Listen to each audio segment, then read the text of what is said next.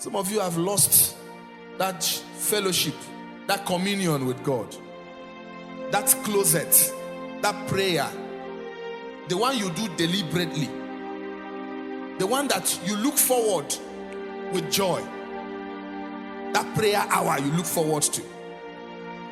Now it just happens and it comes unprepared to you. You say, oh, time on Waruna. And with grudge, you want to fulfill all righteousness, so to say.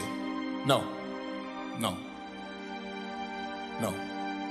Restore to me the joy of salvation. And renew the right spirit within me. You need to have the right spirit. Praise the Lord.